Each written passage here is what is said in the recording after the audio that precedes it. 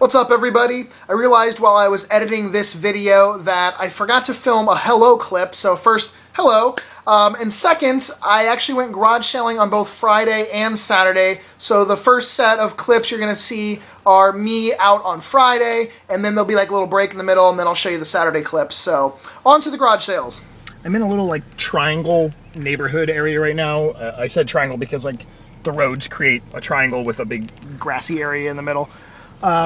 There has been a lot of really good garage sales that have happened in this little area and found a lot of great games. One time with my friend Frank at like that house right there, we picked up a bunch of Dreamcast and GameCube things, some sealed games.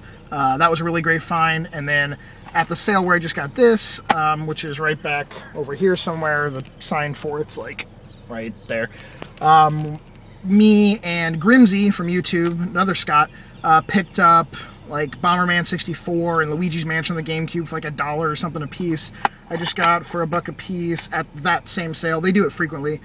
Ace Combat 6 and Left 4 Dead. There you go. Both disc only, but for $1 a piece, that's not bad. And I'm pretty sure I can at least trade those in and get $5 out of them or something for the two of them. But yeah, this little neighborhood has always been awesome.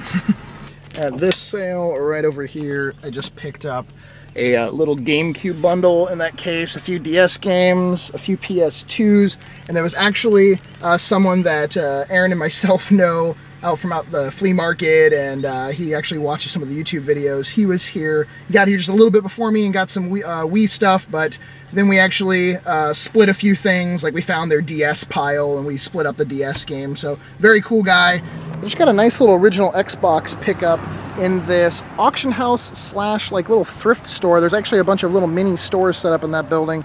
For $45, I got these games all complete.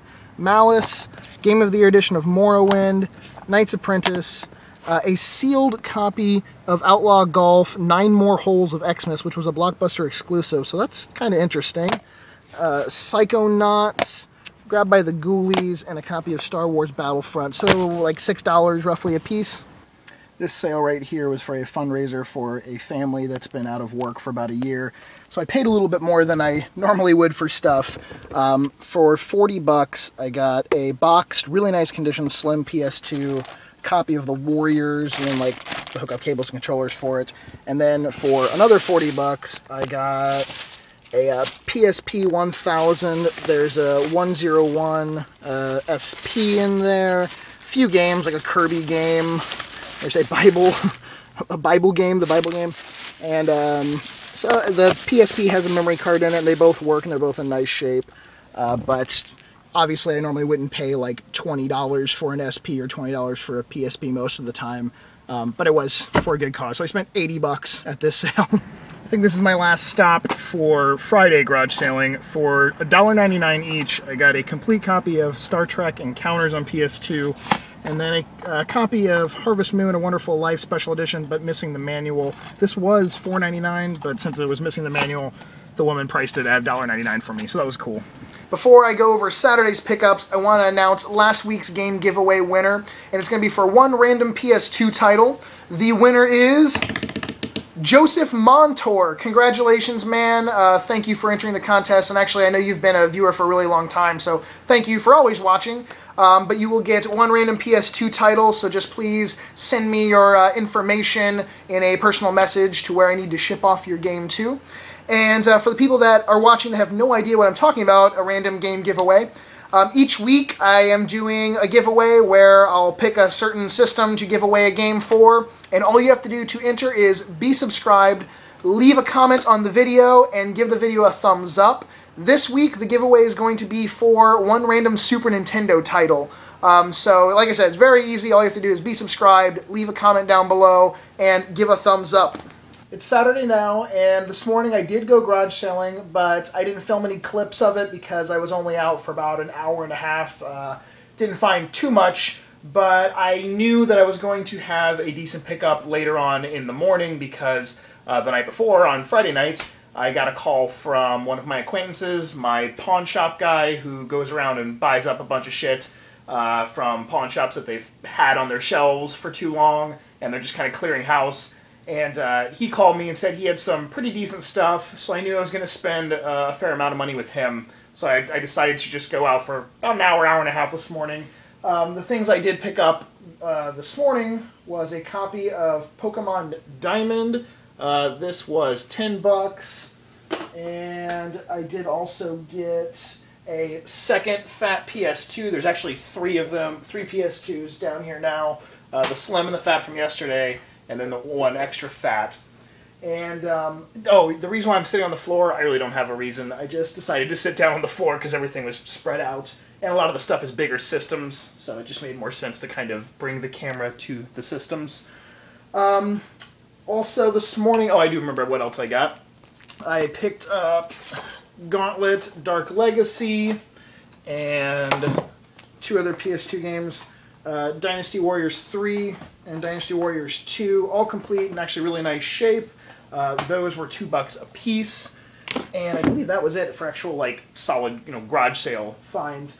But then when I went over to my friend's house, I got a 32 gig black Wii U, a 4 gig slim Xbox 360, a white, I forgot to grab it and bring it over to me, a white 360 with a 320 gig hard drive in it, a Vita, which is a little scratched up, mainly on the back, but it still plays and nothing like is wrong with it technically.